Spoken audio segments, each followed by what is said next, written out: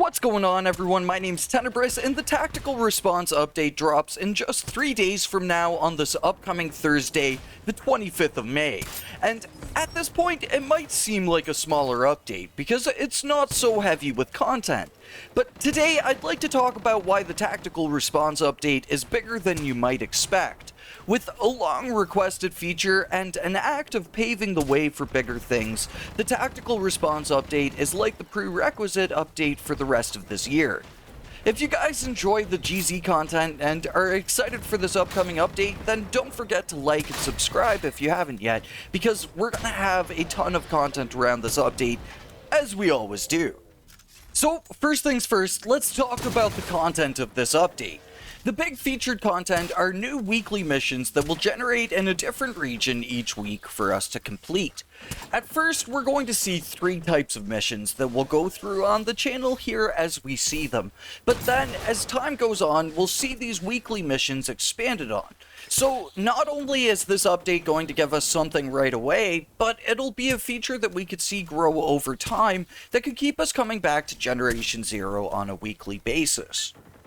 Now, weeklies have actually been a long requested feature, since as long as daily missions, so from at least as long as the introduction of the FM Tel station. That's been since 2021, again, at least. The introduction of weekly missions is a show of the team again getting to all the requests from the GZ community.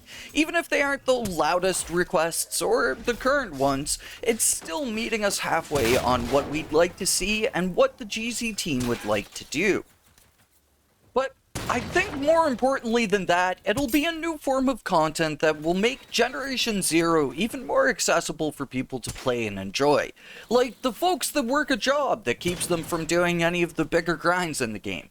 Or people in school just looking for a quick and fun thing to take on to keep things fresh. We'll have to wait and see the rewards for these missions, but as far as we know, they could be pretty rewarding. So hopefully we'll see this as a new method of getting fat loot and profiting in GZ. Even bigger than the new missions, though, this update acts as an opening of the floodgates, so to speak, on the rest of this year, with the roadmap being held up massively by this update. Now, it is with good reason. Part of why this update's taken so long is that the devs want to really nail this update and have put a ton of polish into it. And the other part is that this update tackles some massive bugs in the game. But still, this update has held up the roadmap for quite a long time now, and with that roadmap, we'll be able to learn what potentially the rest of the year holds in store for Generation Zero. We've never had a substantial roadmap to follow before, so I'm really hoping this one will be a solid look into the rest of 2023 for us. We're almost halfway through the year now, and I'm hoping Generation Zero will have a ton more to offer for us as we head on through summer and then to fall and winter. But the way this update is paving the way to better things isn't just in the form of us reaching that roadmap. The next update will apparently have one of the coolest additions to the game as of yet. Or at least as far as the latest dev letter is telling us. And that is a tall order to reach.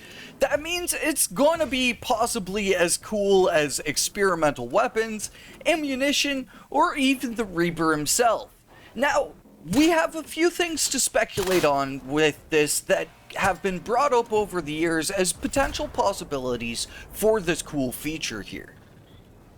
The first idea I have is machine body modification, something that we've seen happen to Tatiana with Phoenix replacing her leg with a hunter leg.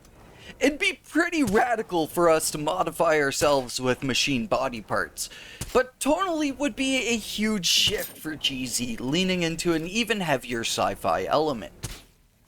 We could possibly meet up with Tatiana and Phoenix and have the option to undergo our own machine body modding, adding new legs or even more crazy things to our characters.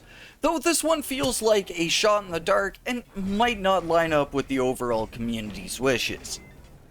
The second idea is an underground map, something I've personally hoped for a long time in Generation Zero. A second map to explore would be super cool, and having a huge environmental difference from the open world would be a great addition to the mainland, in my opinion. This one might be a pipe dream, as I'm pretty much the only person asking for this, but I still think it would be really cool switching things up with an underground map. And for the last idea I have, it could be the Iron Church. An actual faction system would indeed be one of the coolest additions to GZ since its introduction, and maybe having the choice between the Iron Church or Resistance would definitely be a cool change of pace for the story moving forwards. And then lastly, we have the next equipment pack coming out too for this update.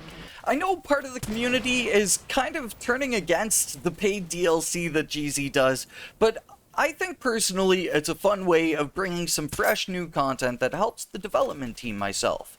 And this upcoming pack looks like a ton of fun. We have a hacking dart, and this will allow us to hack without the skill, which will be a great tool for base assaults and creating general chaos.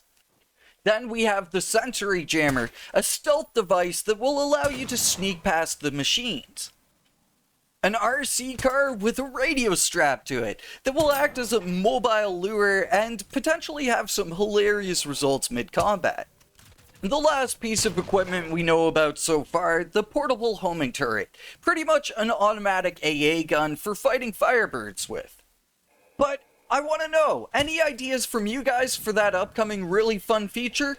Are you excited for the roadmap? What do you think of the equipment pack so far?